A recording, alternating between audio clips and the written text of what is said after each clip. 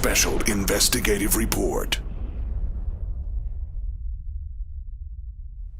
Almost 100 years ago, 3 children in Fatima, Portugal, claimed to have a vision of the Virgin Mary, who gave them a prophecy of things that were to come. And the third secret was about a bishop in white who climbed a hill surrounded by carnage. What is the relevance to our world today? That's our topic in this special report, On the Path of the Immortals. I'm Derek Gilbert, Skywatch TV, along with the co-author of the best-selling books Petrus Romanus, The Final Pope is Here, and Exo Vaticana, and the forthcoming book, On the Path of the Immortals, Tom Horn. Tom? Great to be with you again, Derek. We had talked about some threats made against the Pope, against Rome, by the Islamic State, and begun to discuss the relevance to the prophecies of Fatima, and also to the prophecy of the popes, which you deal with extensively in Petrus Romanus. The prophecy, and I guess we kind of use that word loosely as Protestants, and we'll talk about the weight that we give extra biblical prophecy here in this program. But the message, the third secret of Fatima and the bishop in white, what was that third secret, and how seriously does Pope Francis take this? I think he does take it. Well, of course, you left off on the last show talking about how he, dedicated his papacy and also consecrated the world to the what he calls what Roman Catholics call the Immaculate Heart of Mary. But he did it in front of the statue of Our Lady of Fatima, which he had brought from Portugal to Rome for this ceremony on October 13th of 2013. And of course, that statue has the bullet that struck Pope John Paul II during the assassination attempt embedded in the crown of the statue. So, and the relevance of that, of course, is that if people understand the part of the prophecy that was published. Now, Rome claims that it published the entire third secret, but there were many scholars, actually, of the third secret of Fatima, people that actually had the opportunity to read it. We're talking about, highly placed bishops or cardinals that had access to it. That had indicated it said much more than what was promulgated in the year 2000. 1981, there's a guy that tries to assassinate John Paul II. And in the year 2000, John Paul II is the one that authorizes the release of the third secret of Fatima. Now, that secret was supposed to be released a long time ago. Lucia, or Lucy Santos, had been told by the angel or by Mary that it was to be kept a secret until around the 1960s, and then it was supposed to be published. Her bishop... And actually, when she was asked about that, she said that it was Mary that told her to hold the first 2 secrets until, was it 1940 or 41? But that it was on her own initiative. She just felt that the third secret would not be understood until sometime after 1960. So she's the one who made that decision. Yeah, that was actually what she said. She said at that time, world developments will be such that the prophecy can be more clearly understood. But her bishop read it, ordered it sealed, and actually Lucy, she only died a few years ago, and she was essentially kept under house arrest. She was not allowed to talk to the public about the secret whatsoever. The Secretary of State, Tarcisio Bertone, would go and visit her on a regular basis. There's some evidence that even threats were made that would come from her Catholic faith. In other words, you might not get out of purgatory as quick as you want to if the prayers are not being said. And that was significant because at the time, the then Archbishop Bertone was the head of the congregation which was responsible for enforcing, protecting official Roman Catholic doctrine. So he was essentially the guy who made the final call on what was and what was not official Roman Catholic doctrine. And so the secret isn't released in the 60s because the powers that be determined that whatever the secret is, it's too troubling, it's too disturbing. And there were radio shows, by the way, Malachi Martin, he was a highly placed Jesuit. He worked for 3 different popes. He was a polyglot. He translated the Dead Sea Scrolls for the Holy See. A highly educated guy.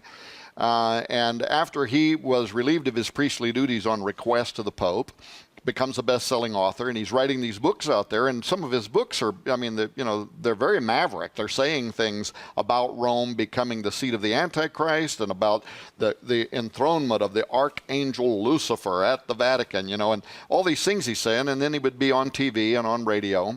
And one of the shows he was on, somebody called in one day and they asked him about the third secret of Fatima, and they said they had heard that the third secret had to do with Rome becoming apostate and becoming the seat of the Antichrist. And Malachi, and you can still listen to the audio file, he says, yes, it sounds like they have read the third secret of Fatima, which he had access to.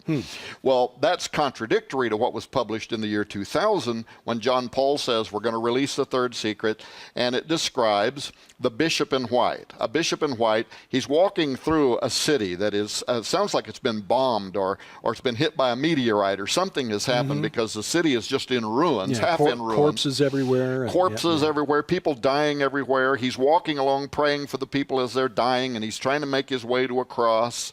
And at that time, ISIS-like fighters run into the city and they shoot him, right? And they kill him.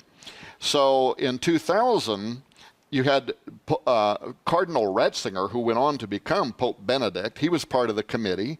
Sodano, Tarcisio Bertoni, right. They're all part of the committee working under Pope John Paul II. And they say they're going to release the third secret. Well, when they release the third secret, all they give is that description of the city and the bishop in white, and they say this was fulfilled in 1981 with the assassination attempt against John Paul. But Our Lady guided the bullet and preserved him and stopped him at the threshold of death. And that's why they put the bullet in the statue of Our Lady of Fatima and the crown of Our Lady of Fatima. Yeah. And so you had Catholic scholars, you had the Washington Times, you had the New York Times. They're all running articles saying, excuse me, was, first of all, he wasn't walking through a city half destroyed. He was riding the Pope Mobile. He wasn't killed like the vision says that he was. And there were no other dead people. Nobody else was shot. So it didn't match even the part of the vision that they released. Now, but is that vision something that the current Pope believes could be fulfilled by the Islamic nation?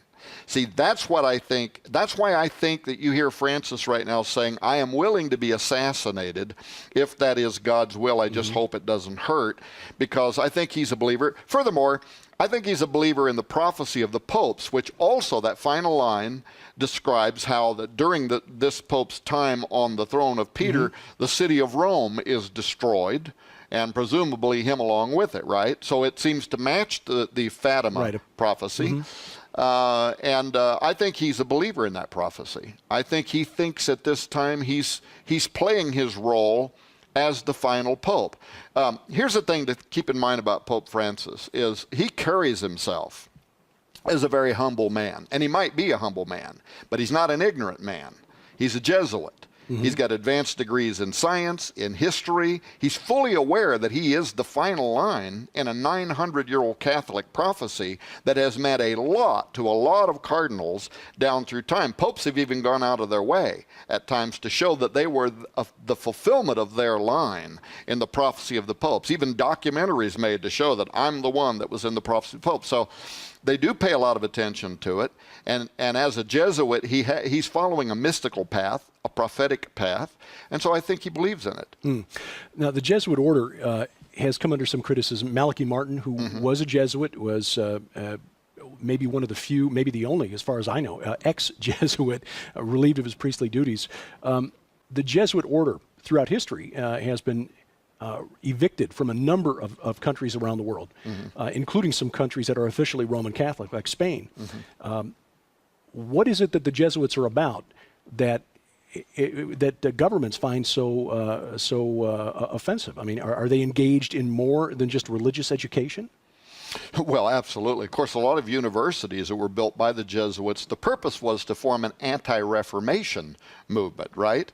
When the Reformation was growing and the Catholic Church was losing lots and lots of people to what we today would call evangelical Christianity, the Jesuits were actually formed to become an arm of the Vatican to turn that curve back around, to bring people back under the fold. They were an anti-Reformation, but it included universities, intellectualisms. They would slowly, if you can control the mind and the thinking and the philosophy, of the world at large, then you can control everything else. Malachi Martin also said in his book, The Jesuits, that they wanted to control the Vatican in particular. And he said there was a secret war going on between the Jesuits and the other priests. And he says that if ever the Jesuits were to take control of the Vatican, well, essentially that would be the end. That's when it becomes just a machine, he says, of the New World Order, an arm of the Antichrist. And he must be rolling over in his grave today, or he must be rolling over in purgatory,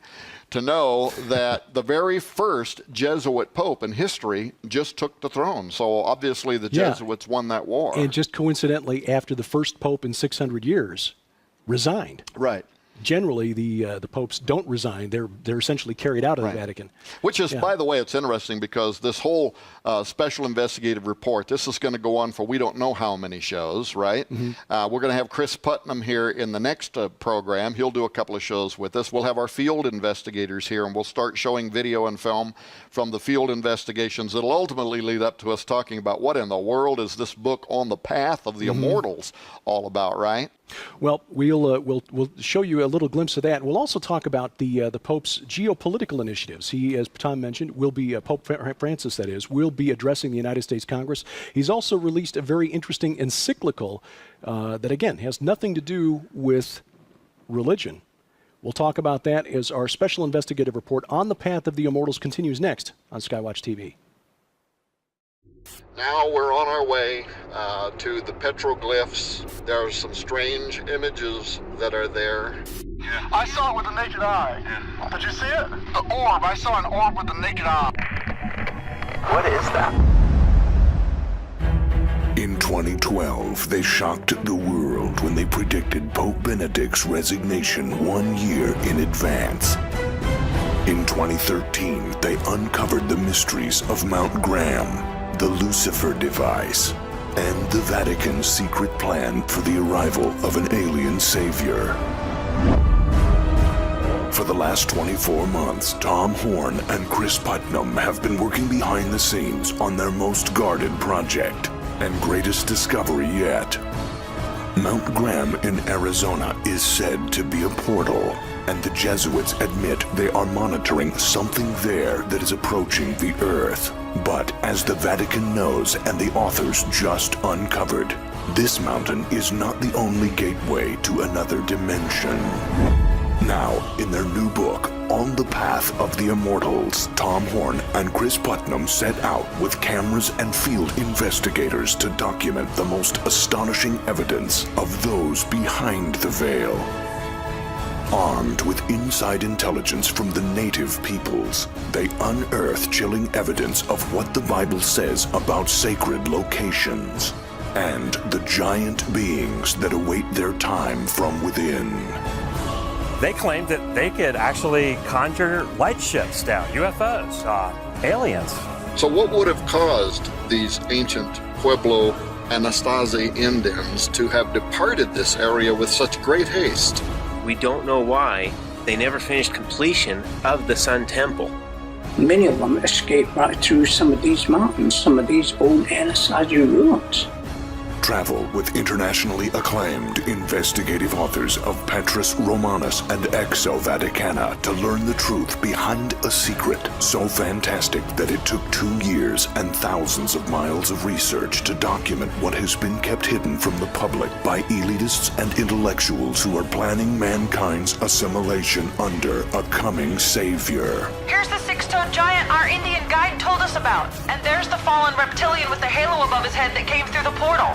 One whom the prophet Daniel foresaw as an alien god.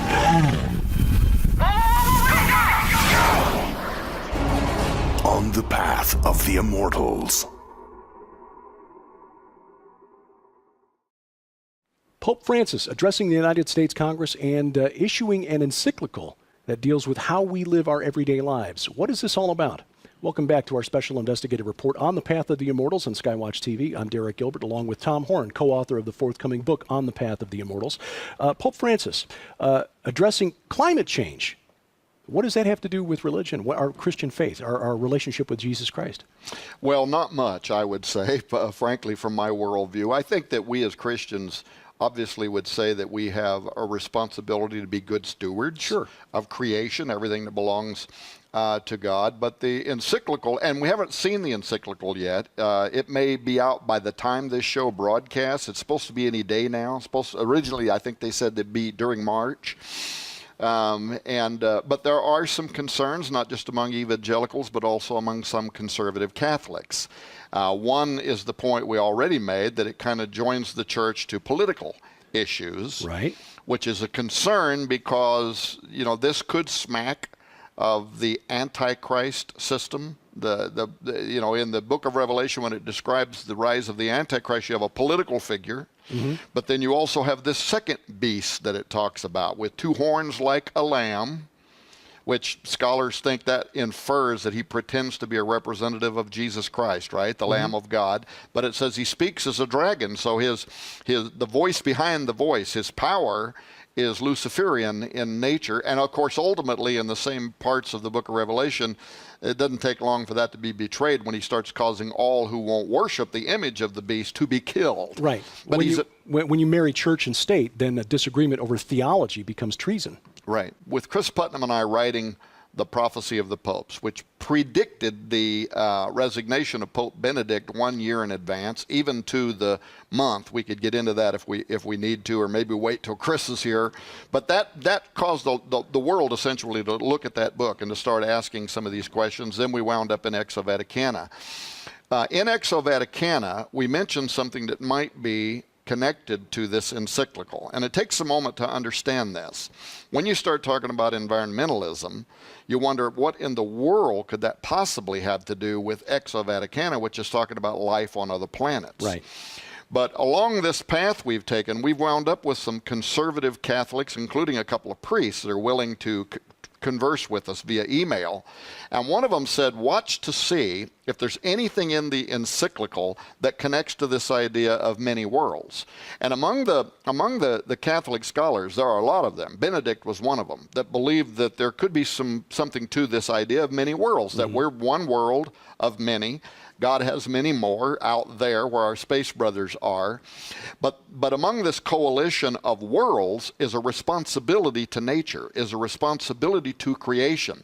A good way for people to understand this idea is, remember the old classic film, The Day the Earth Stood Still? Ah, yes. Klaatu, Barada Nikto. Yeah. Yes. It scared the majeebies out of me when I was a kid, right? That's what had Gary Stearman started on his career path. Right. Well, but now in that original one, the classic, which is still the best one that was ever made, the issue was nuclear armament. We were building nuclear arms, and so, the big space alien with his robot comes down here to warn us that if ever we think we're going to extend that military presence or bombs or whatever into space, we're going to become a burned out cinder, I think he says. They're going to wipe us out. But that film was remade a couple of years ago, starring Keanu Reeves, and it was a very subtle change, right? He comes down, he's got the giant robot, but now the whole issue is environmentalism. And this is very much taken from some of the Catholic thought about many worlds, that the angels are watching, our space brothers are watching, God is watching, and we have a responsibility to the environment. And that's a very close step to saying we are the disease. That's essentially what the spaceman in the remake of that film says. We are the disease. And this goes, of course, into Gaiaism.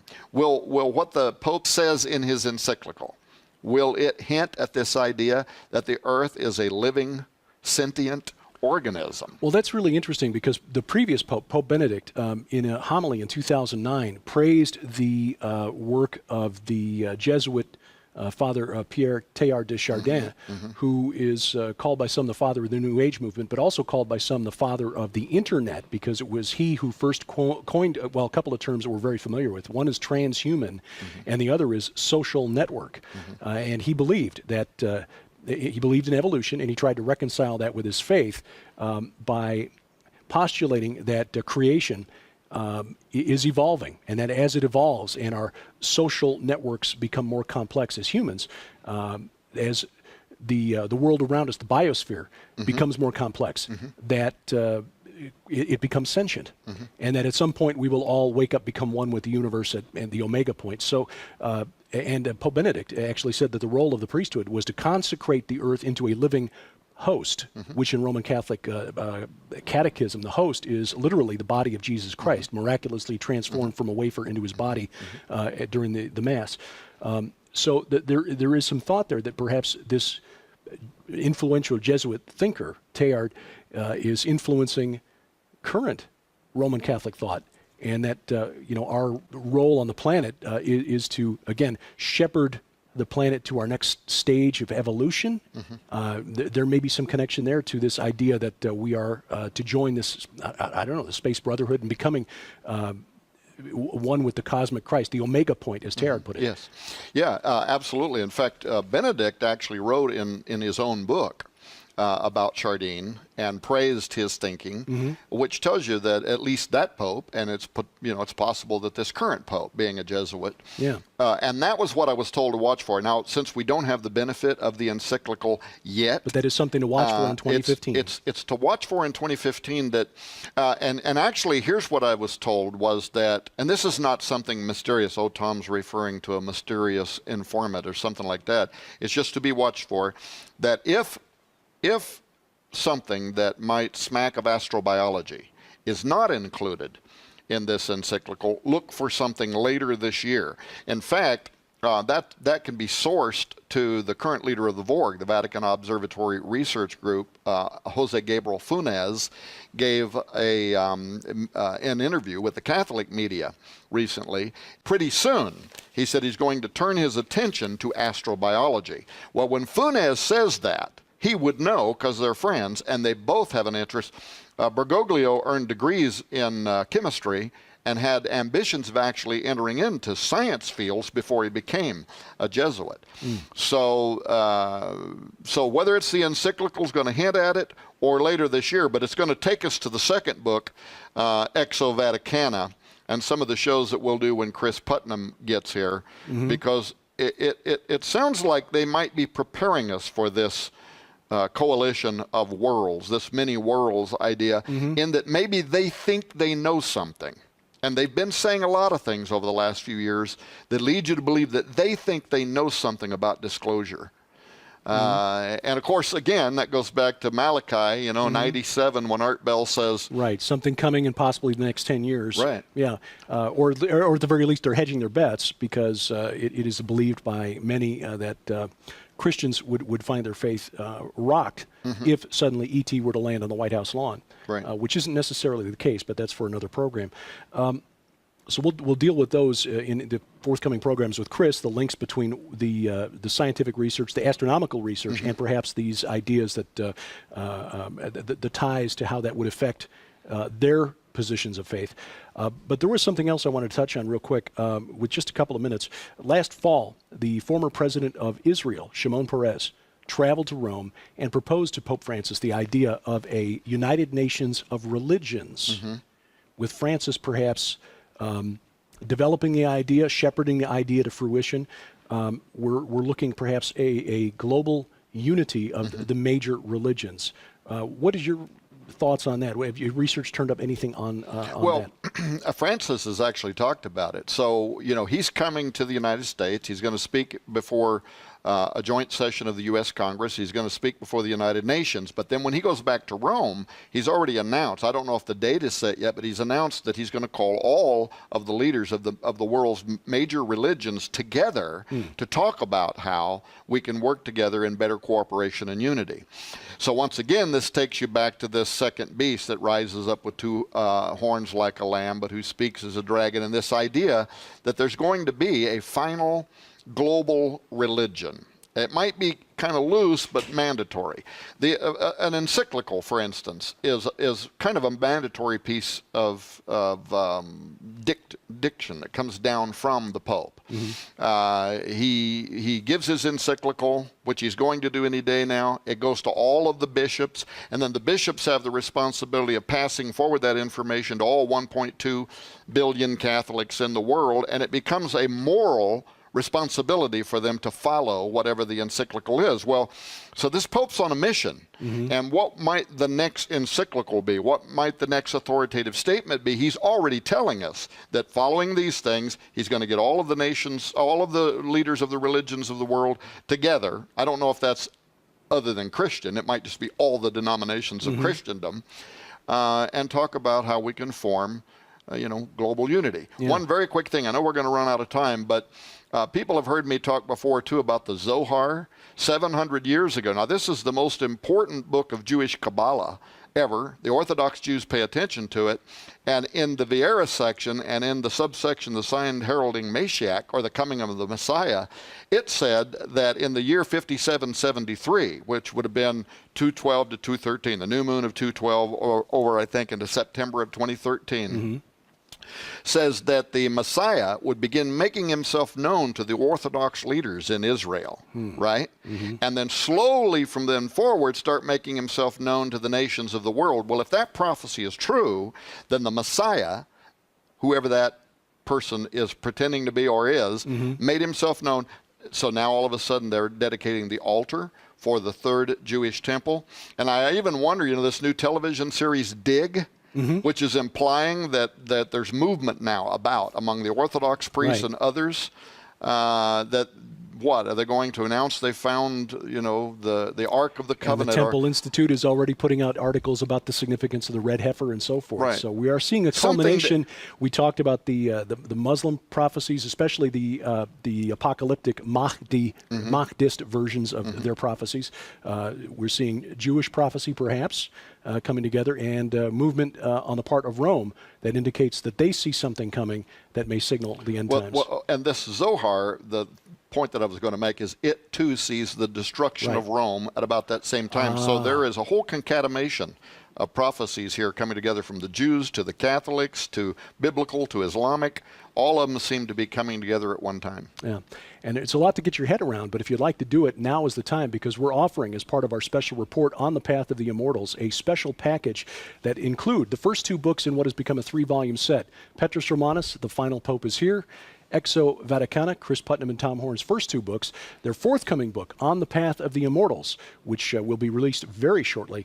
All those 3 books together, combined with an excellent primer on the space brother meme, if you will, What Lies Beyond, the author Jeffrey Mardis. Those 4 books plus 2 DVDs, special investigative report on the Path of the Immortals, and Tom Horn's presentation at Chuck Missler's Strategic Perspectives Conference on the secret Vatican and alien Antichrist connection. All of that together, a $120 value for just $39.95. Tom, this will continue. We barely scratched the surface. For Skywatch TV, I'm Derek Gilbert. In the forthcoming book, On the Path of the Immortals, I'm talking, of course, about Tom Horn and Chris Putnam. Gentlemen, welcome to Skywatch TV. Hey, great to be with you again, Derek. I'm trying to condense all this down into a couple of pithy sentences to open the program to attract the interest of the viewers, and it's difficult to do. There's a lot here, and we'll try to get through as much as we can in the course of this half hour. But first things first, what is it that led you to go back to the site of where you did much of the research for Exo Vaticana, the Mount Graham Observatory in Arizona? Yeah, well, like we were talking about before the show, the whole thing actually had a kind of preternatural feel to it from the time that Chris Putnam contacted me via email. We didn't even really know each other, asking me if he could use a quote about the Pope that I had written 3 or 4 years earlier and hadn't thought about since. And remember that, and me saying, wow, the timing is incredible, because my son and I had just been in the other room at the same time he was writing the email saying, isn't it strange that nobody has written a thorough examination of the ancient prophecy of the popes? A 900-plus-year-old prophecy is about to come to an end, and no matter what you make of it, you believe in it, you don't believe in it, whatever, it's still, right, it's got historic value. And of course, there also always seemed to be those priests, those cardinals that were putting some kind of stock in it. Even one pope who went out of his way to have a documentary produced to show that he was the fulfillment of his line in the prophecy. So we were just very curious about that. And, you know, one thing led to the other. Chris and I decided to work on that book together. And the rest, as they say, is history. It became a best-selling book. But what happened then was, as he and I were doing television, and Chris wound up in some History Channel documentaries, and the world was very intrigued with what we were talking about. But over and over, on shows where you could call in and ask questions, people would call in and say, yeah, but what do you make of the Vatican out there now talking so much about aliens and astrobiology, and their leading astronomers are out there saying, I would baptize an alien, and these would be our space brothers. And people were very intrigued with that about 24 or 36 months ago. And we knew that in order to not come across as just a couple of evangelicals, right, who might be taking cheap shots at the church's astronomers, that we really had to go to the horse's mouth, which meant, if possible, we were going to have to go to Mount Graham in Arizona, where a lot of people don't know that the Vatican has an advanced telescope. That's right. 70 miles from Tucson in Arizona on the top of that mountain. We were going to have to go there and try to interview the Vatican's astronomers, the Jesuits, and see if we could get to the bottom of why they were suddenly talking about all this stuff. So that produced the book Exo Vaticana, which of course followed up the Petrus Hermanus book. What has the Vatican been saying, Chris, about extraterrestrials, and what are they looking for with their observatory at Mount Graham? Yeah, really interesting. Since Exo Vaticana came out, I cataloged 4 of their astronomers who had mentioned baptizing extraterrestrials, and going back to 1992. And, you know, really kind of an interesting statement. You think maybe it's tongue-in-cheek, they're just joking, whatnot. But then last year, Pope Francis comes out as the first pope to ever mention baptizing an extraterrestrial. And now that one of the leading astronomers of the VORG, the Vatican Observatory Research Group, Guy Consolmagno, is going on a speaking tour to most major universities. The title of his talk, Would You Baptize an Extraterrestrial? Along with a book of the same title. So they're really pushing this idea into the culture that not only do they exist, but apparently they are eligible for baptism. Now, why are they doing this? I mean, through science fiction movies, the pop culture has been getting this idea that we may be visited at some point. You know, you begin with the UFO phenomenon in the late 1940s, and spawned a whole series of science fiction movies. I know our friend Gary Stearman has talked about The Day the Earth Stood Still, and the profound impact it had on him and his career, his studies. Why is the Vatican now, at this point in history, being so proactive in addressing the possibility of alien contact? Well, first of all, just on the surface, you know, they had a lot to apologize about the way they treated some scientists through history who made discoveries, and, you know, and so, you know, what was it, some years ago, they published a paper in which they apologized for some of the stuff they had said about Galileo and just things like that. So I think they've been trying to kind of change their persona in the public and make it appear as if they're certainly, you know, more scientific, they're up to date, they're not anti-scientific. So I think there's some of that. But I also think that if you go all the way back to what Malachi Martin said about why they're up on that mountain studying deep space, Art Bell asked him that in 1997, and his answer was way more cryptic. It actually implied that they were aware of something, that they weren't making public knowledge, in that he said they know what is approaching the earth and that it will be of the utmost importance in coming years. And, you know, he put about a 10-year time frame on that, and almost 10 years to the date, the Vatican calls for an astrobiology study week at the Vatican. They invite astronomers from all over the world. But what was the question they were asking at that study week? It was, what would the impact be given official disclosure or the discovery of advanced extraterrestrial intelligence? What would the impact on faith be, on religion be? And 90 days later, of course, then you had the oldest scientific body in the world, the Royal Academy, coming together in Britain, essentially asking the same questions. And it was actually on the heels of those two meetings that the media was asking, why is the Vatican talking about this? And that's when Jose Funes came out and said, we'll baptize baptize an alien. Now, there's some very interesting stuff that Chris Putnam did a great deal of research into, and it's in the second book, Exo Vaticana, which we wrote after we came down off the top of Mount Graham, that investigates what Funes was saying, what some of these other guys were saying. But you notice that there's been a change. In other words, they started saying, I would baptize an alien. These would be our brethren. Then they ramped it up a little bit, and they said, actually, the heresy would be not to believe in life on other planets because it puts limits on God's creative ability. And then they ratcheted it up a little bit more, and they started saying, well, actually, when they come, it's more likely they're going to be baptizing us into their understanding of the gospel instead of us baptizing them, because we know about ourselves that we are fallen, right? And but we don't assume that necessarily about them. And if they're not fallen, then they're closer to God than we are, and they may have a better understanding of and revelation of the gospel. So they're going to be coming here to correct us. And some of their Opus Dei level writers, Father Tanzelaniti, who we quote in our book, talking about how a new source of information impacting the gospel from an extraterrestrial source might be made available in the future. And once it's verified, how in the world do you verify something from outer space as being okay with God? I'm not sure how that works, but I guess maybe they're closer to God than we are in some ways, right? And it's going to require us to change, he said, maybe everything we have ever thought we've known about the gospel. So to answer your question, why are they out there talking about it?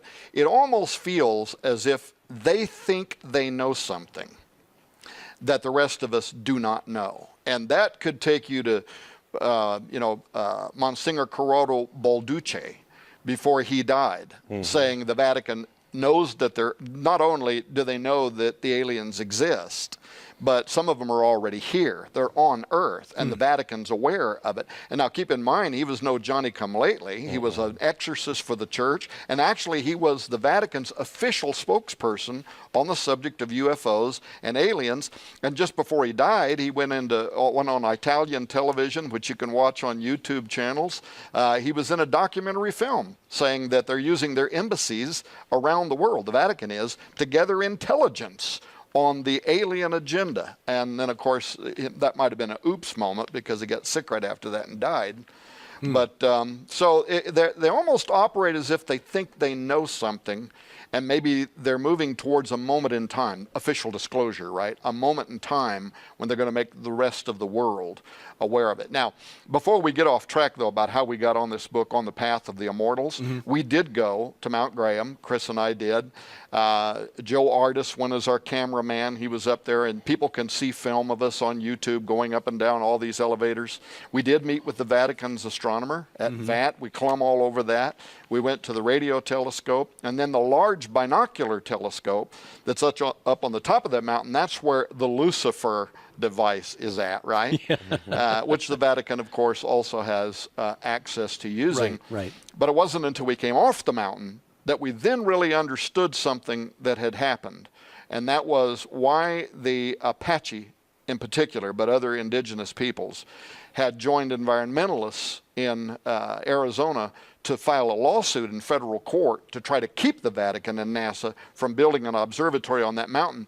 Takes it back to your opening comment. Is there a mountain in southeastern Arizona that is a portal? Well, we found out that that's exactly what they believe. And we're going to talk about that in just a second. But first, we'd like to give you a little taste of what Tom Horn and Chris Putnam found when they went back to the mountain.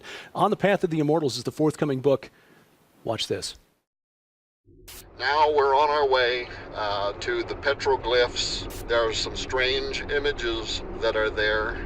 Yeah. I saw it with the naked eye. Yeah. Did you see it? The orb. I saw an orb with the naked eye. What is that?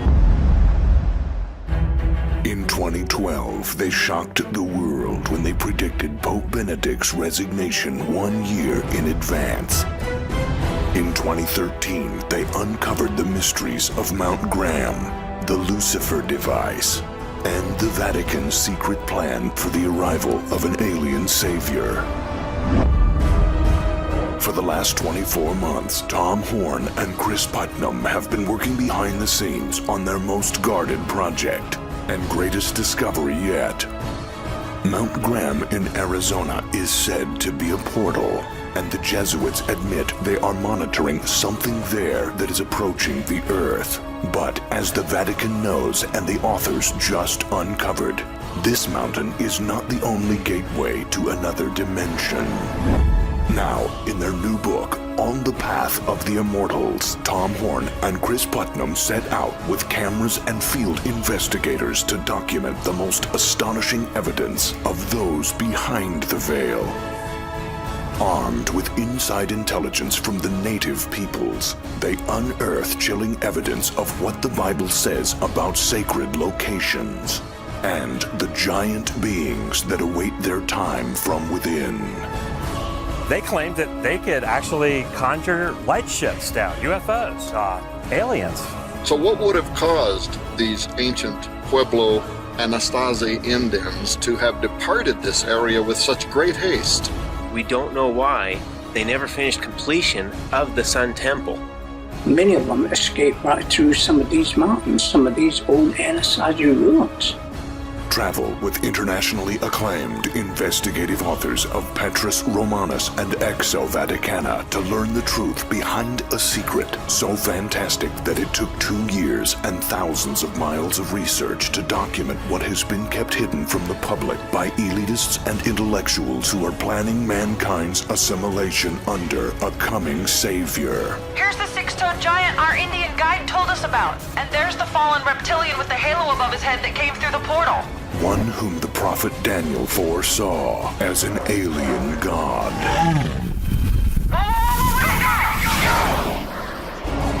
On the Path of the Immortals.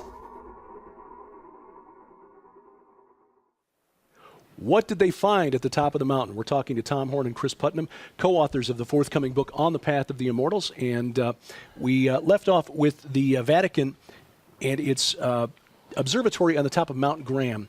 And, Chris, the Apache Nation filed a lawsuit to stop the Vatican from building there. Why? Well, there's a lot of reasons in the press. I mean, one of the things that we made a lot of jokes about was the endangered red squirrel. There's allegedly a red squirrel that lives up there on Mount Graham that doesn't exist anywhere else in the world. Apparently, they spent $70,000 for rope bridges so the squirrels don't get run over as you go up the mountain. It gets to be a little ridiculous, but it's called a sky island ecosystem, that mountain, okay? Meaning you have nothing but desert, scrub brush, cactus, that kind of thing. But as you go up that mountain, it becomes like a plush forest. It's just amazing, the difference. So it's a completely different environment the higher you go. But when you get up there, it's like a different world. It really is. And so the idea that these Native Americans thought this was a sacred site, it's not a stretch at all, because it's just completely different from the rest of the area. And when we got back, Tom got some emails with photos of people who had taken pictures of strange entities that seemed to be coming through this portal on top of Mount Graham. Well, and we found out that Mount Graham is one of 4 of the most holiest mountains in the world for all American indigenous people. So you have to wonder why the Vatican and NASA would be willing to fight in federal court to build on the top of one of the holiest mountains when there's a lot of other mountains. And I'm sure they could have found the same kind of environmental circumstances and elevation and whatever on some other mountain. Why did they want that one in particular? And the conspiracy red light went off in my head when we were contacted after we got down off of the mountain, and we were told that the main reason they didn't want them up there is because Mount Graham is, for the indigenous people, what we would call in our tongue a stargate. It's a portal. It's a sacred location. There's actually she's a Mayan, I believe, and she is a professor that just put out a book on sky people, and we've been corresponding a little bit with her, and she's very much aware of Mount Graham as a place where the sky people have been moving in and out of our reality since the beginning of time. Well, when we found that out, that was when the light went on. It was like, wait a minute, maybe there's an idea here that is so esoteric, so kind of beyond anything that we had been thinking about up until that point in time, that it puts a whole new spin about why that mountain in particular had to be the one that the Vatican, who obviously also has an interest in mystical things, right? That had to be the place they were going to go. And also, in Exo Vaticana, you will find out that there are laws about, building on protected wilderness sites. The U.S. Forestry Service has all kinds of regulations, and you have to go through Congress. You have to go through a process. Well, apparently, the Vatican didn't have to do that.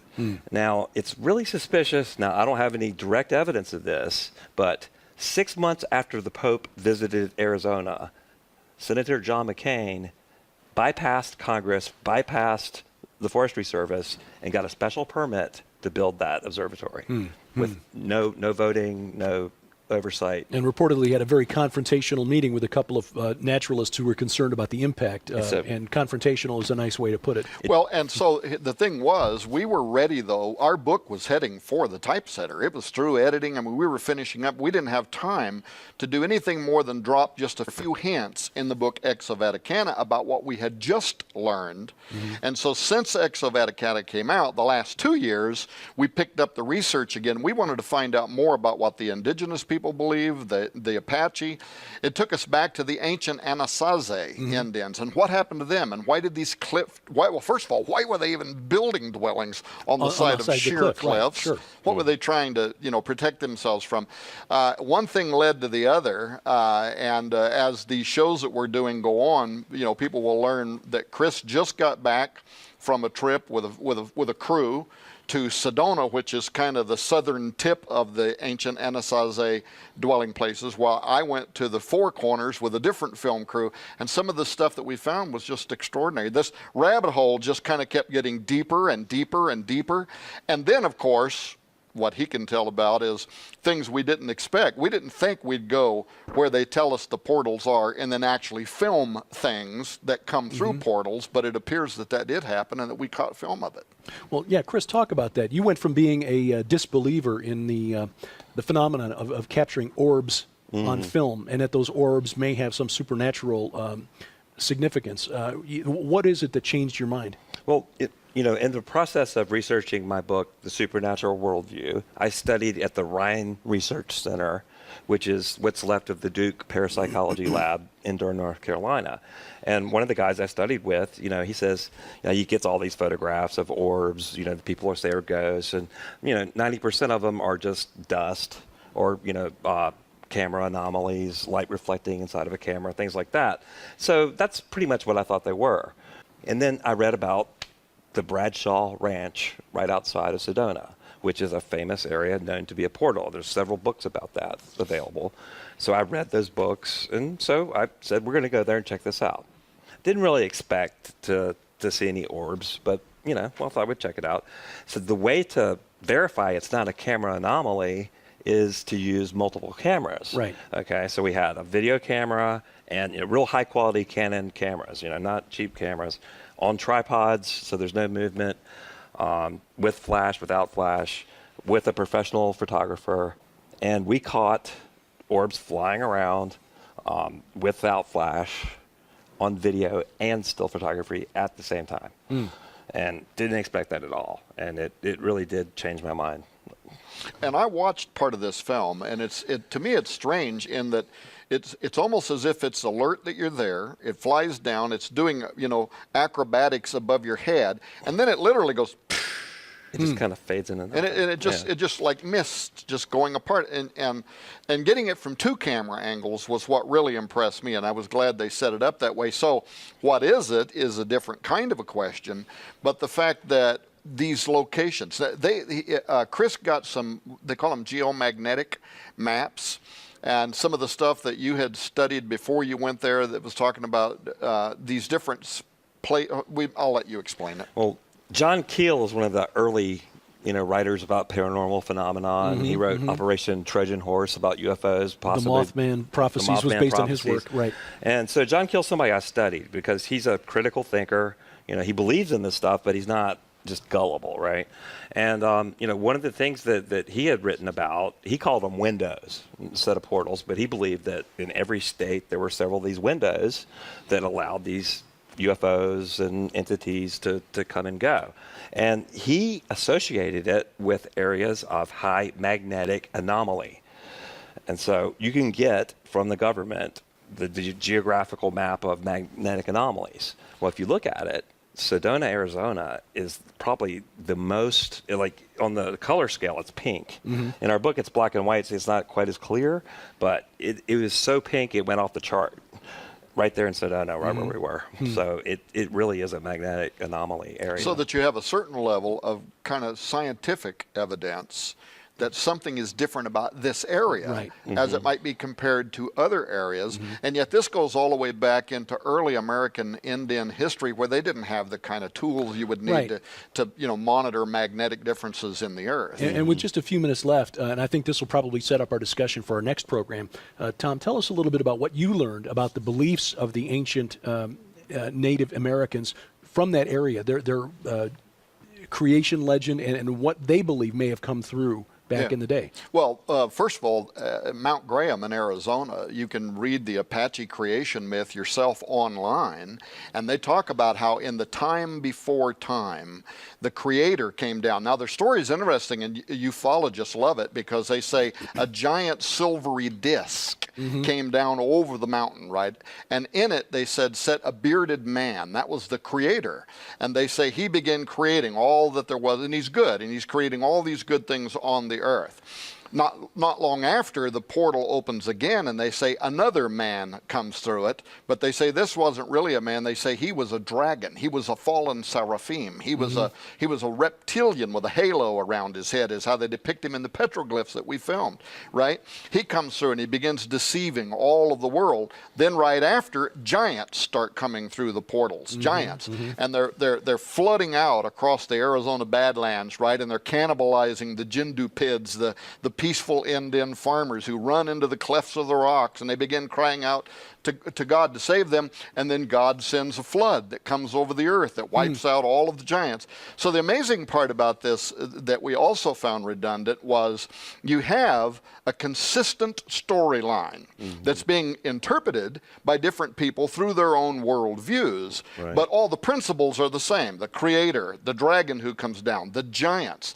Now, there at Mount Graham, they also talk about, after the giants, between then and now, they talk about these owl-like beings. And when they draw them, they look like they're drawing the alien grays. And they say they're coming in and through those portals, and their medicine men say these are bad medicine to totally be avoided. In fact, where you were at the Superstitious Mountains, that's why they're named that, because that whole area through there was kind of a place where sometimes it was plagued, if you will, with these owl-like people who would come through there, who were to be avoided. But yeah, we found that kind of consistency, and in the next show I can maybe mention what we found when we went into the Four Corners area with a film crew, actually met with the third generation, the Navajo Nation's medicine man, and some of the stuff he told us was very eye-opening. Yeah, we'll talk about that. We'll also talk about the concept of portals and how we can reconcile this with what we know from Scripture, and whether this is a biblical concept. We'd like to make you aware and make this available to you. Actually, the research that Tom and Chris did for the book, On the Path of the Immortals, call the number on your screen or visit skywatchtv.com for the special On the Path of the Immortals package. Not only will you get this book, but you get the two previous books in the series, which would be Exo Vaticana and Petros Hermanus, The Final Pope is Here. In addition to that, we will add a book that is a great primer, a conservative theological view of the possibility of life in outer space, life in other worlds. The book, What Dwells Beyond by Jeffrey Martis, again, conservative theologically, but very out of the box in terms of its thinking. In addition to the 4 books, 2 DVDs, The Secret Vatican and Alien Antichrist Connection, and the Special Investigative Report for On the Path of the Immortals, all of that together over a $120 value for just $39.95. Again, available through the telephone number on your screen or at skywatchtv.com. Gentlemen, just about a minute or so left, actually less than a minute. If you had to pick one thing, Chris, I'll throw this to you. What was the most surprising thing that you discovered during the research for the book? Well, Derek, I would have to say it is the UFO photo that we ended up with. And, you know, it's online now, and people are probably aware of it, but it's a triangle UFO. I don't know what it is. UFO means unidentified, but we didn't even see it. It flew over so quietly that my wife got it by accident. We got home, we're reviewing the photos, and it's just huge triangular craft. It looks like way up in the distance. And so that was just kind of shocking. We have had it analyzed, so we'll talk about that. Yeah. With more on the next program. Who are the Immortals and what are they waiting for? For Skywatch TV, I'm Derek Gilbert.